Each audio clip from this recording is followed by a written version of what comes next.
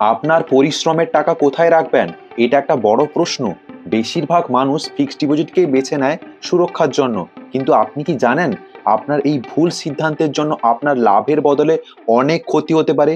আজ আমরা জানাবো কোন ব্যাংকে আপনি এফডি করবেন এবং কেন আপনি এফডিতে বেশি টাকা রাখবেন না, এবং নতুন ট্যাক্সের আপডেট, কত টাকা আপনার এফডি করা উচিত যাদের আপনি ট্যাক্সের আয়তায় আসবেন না। সঙ্গে আমি আপনাকে জানাবো কি করে আপনি এফডির টাকার ট্যাক্সটা একটু কমাতে পারবেন এবং এফডি ছাড়াও কোথায় আপনি টাকা রাখতে পারবেন, সেটা খুব গ্রোথ আপনাকে ভালো দেবে এবং সিকিউর।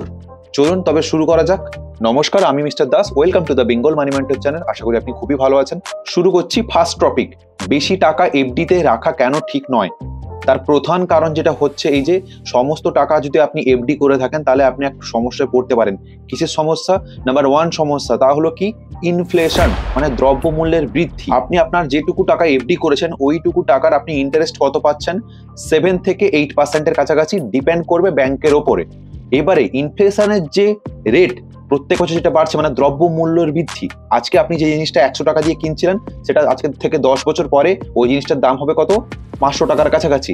আজকে যে টাকাটা আপনি ফিক্সড ডিপোজিট করেছেন, এফডিতে রেখেছেন, ওটার ইন্টারেস্ট পাচ্ছেন আপনি 7%। ঠিক তেমনই ইনফ্লেশনের রেটটা হচ্ছে 6% করে বাড়তে আছে। তাহলে আপনার ওভারঅল লাভ কত হচ্ছে ফিক্সড ডিপোজিটের টাকাটা রেখে? 1 থেকে 2%। এটাই হচ্ছে বড় কারণ এফডিতে সমস্ত টাকা আপনি কখনো রাখবেন না।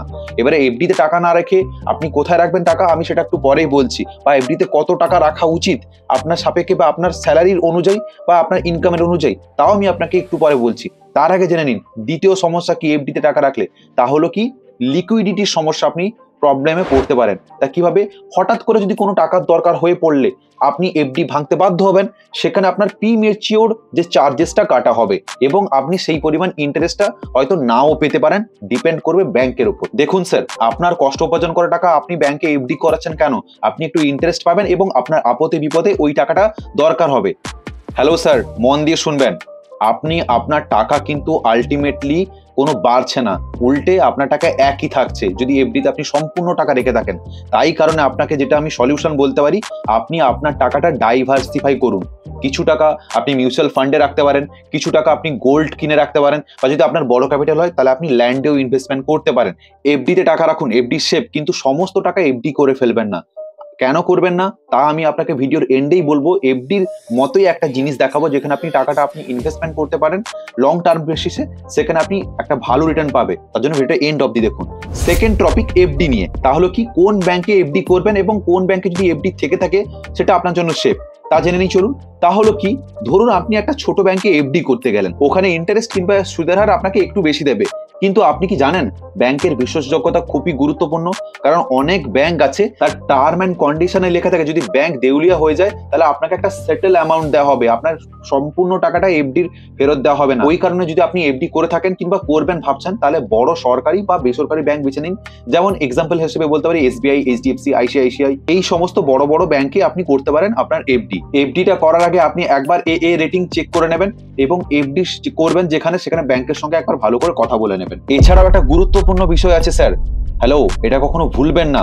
যদি আপনি নতুন এফডি করবেন ভাবছেন কিংবা আপনার এফডি অলরেডি একটা কোনো ব্যাংকে আছে, তাহলে আপনি ওখানকার যে শর্তাবলীগুলো ভালো করে পড়ুন। কারণ এমার্জেন্সি পারপাসে আপনার যদি কখনো টাকা লাগে তাহলে কত টাকা আপনি সেই সময়টা ম্যাচুরিটির সময় ইন্টারেস্ট পাবেন। বিভিন্ন ব্যাংকের নিয়ম বিভিন্ন ধরনের হয়, 25 সালে অনেক কিছু চেঞ্জেস হয়েছে, তা আপনি একটু খোঁজ নিয়ে নেবেন এবং খোঁজ করেই এফডিটা করবেন। এটা বলার কারণ কি স্যার আপনাকে? কারণ একটাই, তাহলে বিপদ কখনো বলে আসে না। ভগবান কিংবা আল্লাহ না করুক আপনার কখনো বিপদ হোক, কিন্তু যদি বিপদ হয় আপনি এই টাকাটা সঙ্গে সঙ্গে ব্যাংক থেকে বের করতে পারবেন না, কারণ অনেক রেগুলেশন চেঞ্জ হচ্ছে। তো এই কারণে আমি আপনাকে বললাম একবার খোঁজ নিয়ে এফডিটা করাবেন, বা যদি করে থাকেন তাহলে একবার খোঁজ নিয়ে নেবেন, আপডেট নিয়ে নেবেন ব্যাংক থেকে। 3 নম্বর পয়েন্ট, এফডির নতুন ট্যাক্স আপডেট। 23-24 বাজেটে এফডির উপর নতুন কিছু পরিবর্তন এসছে এবং সামনের যে ফেব্রুয়ারি মাসে 2025-এ বাজেট পেশ হবে তখনও কিছু নতুন পরিবর্তন আনবে সরকার। লাস্ট যে আপডেটটা হয়েছে এফডি নিয়ে তা আমি আপনাকে জানি, এফডি থেকে যেটুকু আপনি ইন্টারেস্ট বা সুদ পাবেন তা আপনার যে ইনকাম বা আয়ের সঙ্গে সেটা যোগ হবে এবং আপনাকে ট্যাক্স ফাইলিং করতে হবে। এবারে আপনার মনে অনেক কোশ্চেন আসবে যে টিডিএস কত কাটা হবে, তাও বলছি। যদি আপনার ইন্টারেস্ট মানে সুদ পান আপনি 5 লাখ টাকার উপরে, তাহলে আপনাকে 10% টিডিএস দিতে হবে সরকারকে। এবারে এখানে একটু ব্যাপার আছে, কাদের কেমন কি টিডিএস বা ট্যাক্স দিতে হবে তা আমি একটু বলে দিই। সিনিয়র সিটিজেনের জন্য বছরে 50,000 পর্যন্ত টিডিএস কাটা হবে না, আর অন্যদের জন্য মানে যারা ইয়ং তাদের জন্য বছরে 10,000-এর উপরে সুদ কোনো টিডিএস দিতে হবে না। এছাড়া আপনি যদি 15G বা 15H ফর্ম জমা দেন তাহলে আপনি টিডিএস এড়াতে পারেন। এটা আমি আপনাকে প্রথমে বলছিলাম যে কিভাবে এড়াবেন। এই ফর্ম আপনি ব্যাংকে জমা দিতে হবে আপনাকে, যাতে ব্যাংক বুঝতে পারে আপনি করের আওতায় আসছেন না। আর 15G ফর্ম সাধারণত নন সিনিয়র সিটিজেনের জন্য এবং 15H ফর্ম সিটিজেন সিনিয়রদের জন্য ব্যবহৃত হয়। এইগুলি দিয়ে আপনি আপনার করের দায় কমাতে পারেন। তবে মনে রাখবেন স্যার, যদি আপনি আপনার মোট আয়ের ট্যাক্স যোগ্য না হয় তাহলে আইটিআর ফাইল করলে আপনি টিডিএস ফেরতও পেতে পারেন। আর যদি আয় ট্যাক্স যোগ্য হয় তাহলে টিডিএস আপনার কর হিসেবেই অ্যাডজাস্ট হবে। এটা যে আমি আপনাকে জানালাম এটা হচ্ছে এফডির নতুন ট্যাক্স আপডেট, কিন্তু সামনের মাসে আবারও নতুন বাজেট আছে, তাই কারণে আবার নতুন কিছু রেগুলেশন চেঞ্জ হবে। ওটা যদি আপনি জানতে চান আমি আপনাকে সঙ্গে সঙ্গেই জানিয়ে দেবো। আপনি শুধু কমেন্ট করুন নিউ আপডেট বলে এবং চ্যানেলটিকে এক্ষুনি সাবস্ক্রাইব করে দিন, কারণ আপডেট আসা মানে আমি সঙ্গে সঙ্গে ভিডিও দ্বারা এই চ্যানেলে জানিয়ে দেবো, আর তা আপনি দেখতে পাবেন। এবারে এফডি নিয়ে যেটা আলোচনা করবো সেটা খুবই গুরুত্বপূর্ণ বিষয়, কারণ এটা যদি না জানেন তাহলে আপনি অনেক বড় ভুল করতে পারেন সামনের দিনে। তা কি? তা হলো এই যে কত টাকা এফডি করা উচিত, যে কোশ্চেনটা আমি আপনাকে প্রথমেই বলেছিলাম। দেখুন, এফডি আপনি যদি সব টাকা করে ফেলেছেন বা করবেন ভাবছেন তাহলে আপনি অনেক বড় প্রবলেমে পড়তে পারেন। তা আমি আপনাকে সামনের পয়েন্টেই বলেছি, কিন্তু আপনার এখানে বলবো যে আপনি কত টাকায় এফডি করবেন। দেখুন, আপনার মাসিক খরচের উপর এটা সিদ্ধান্ত নিতে হবে আপনাকে। এর জন্য করতে হবে কি আপনাকে মানি ম্যানেজমেন্ট। আমি জানি আপনি মানি ম্যানেজমেন্ট সম্বন্ধে জানেন, তাও আমি আপনাকে এই ভিডিওতে বলছি। আপনি যে টাকাটা ইনকাম করেন ওই টাকাটাকে আপনাকে 3টে ভাগে ভাগ করতে হবে 50-30-20 রুলসে। 50% যাবে আপনার হচ্ছে ফ্যামিলি পারপাসে, আর 30% যাবে হচ্ছে আপনার নিজের খরচের জন্য, লাইক আপনি কোনো ইএমআই পে করতে পারেন কিংবা আপনি আপনার শখ মেটাতে পারেন। এবং আর যে বাকি 20% থাকবে ওই টাকাটা আপনাকে সেভিংস করতে হবে।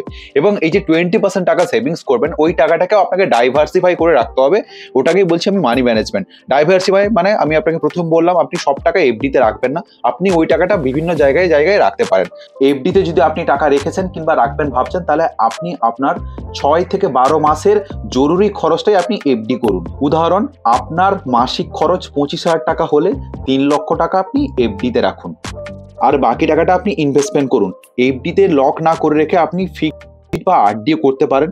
আরডিটাও অনেক বেটার এফডির তুলনায়। আর যদি স্যার আপনি লং টার্ম ভিউতে টাকা রাখবেন ভাবছেন কিন্তু একটা বড় ইন্টারেস্ট পেতে চাইছেন যেটা ইনফ্লেশনকে বিট করতে পারে, মানে দ্রব্যমূল্যের বৃদ্ধির থেকে বিট করতে পারে, যেমন কত আপনি 10-15% বা 12% বা 13%-এর কাছাকাছি রিটার্ন চাইছেন, কিন্তু টাকাটা সিকিউর থাকবে এমন কোনো জায়গা, তাহলে আপনি ইটিএফে ইনভেস্টমেন্ট করতে পারেন। এবারে আপনার মনে কোশ্চেন আসবে যে ইটিএফটা কি, যেটা আমি আপনাকে প্রথমেই বলছিলাম যে আপনাকে একটা টাকা ইনভেস্টমেন্ট জায়গা বলবো, তা হলো ইটিএফ। এবারে আপনি ভাবেন ইটিএফটা কি? ইটিএফ হচ্ছে এক্সচেঞ্জ ট্রেডেড ফান্ড।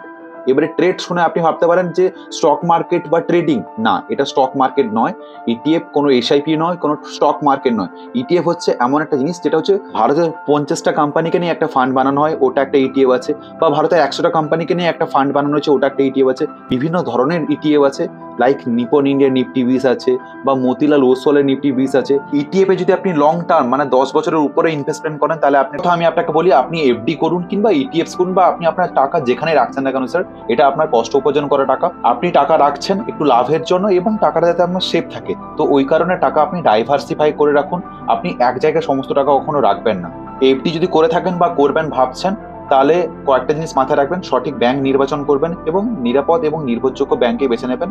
এফডির সুদের হার যাচাই করবেন এবং বিভিন্ন ব্যাংকের সঙ্গে একবার কম্প্যারিজন করে নেবেন যে কোনটাই বেশি ইন্টারেস্ট দিচ্ছে, এবং মেয়াদটা নির্বাচন করবেন ঠিকভাবে এবং একটা পরিকল্পনা নিয়ে একটা এফডিটা করবেন যে এই পারপাসে আপনার টাকাটা লাগবে, ওই জন্য আপনি এফডিটা করছেন। এবং লাস্ট আরেকটা জিনিস করবেন, তা হচ্ছে কি এফডিতে যে অবস্থায় আপনি যেখানে রেখেছেন সেটা একটু না একটু আপডেট নেবেন, চেক করবেন ব্যাংকে গিয়ে। এতক্ষণ আমরা ফিক্সড ডিপোজিট সম্পর্কে বিস্তারিত আলোচনা করলাম। আশা করি আপনি অনেক নতুন কিছু জিনিস জানতে পারলেন এবং সামনের দিনও আপনাকে সমস্ত ধরনের এফডি সংক্রান্ত এবং মানি ম্যানেজমেন্ট সংক্রান্ত টিপস আপনাকে আমি এই চ্যানেলের মাধ্যম দিয়ে দেবো। তাই কারণে আপনি চ্যানেলটিকে সাবস্ক্রাইব করুন এবং লাইক করুন। পারলে আপনি আপনার মতামত কমেন্টের মাধ্যমে জানাবেন। আর এই ভিডিওটা সম্পূর্ণ এডুকেশন পারপাসেই বানাবেন। দেখা হচ্ছে আপনার একটা পরের ভিডিওতে।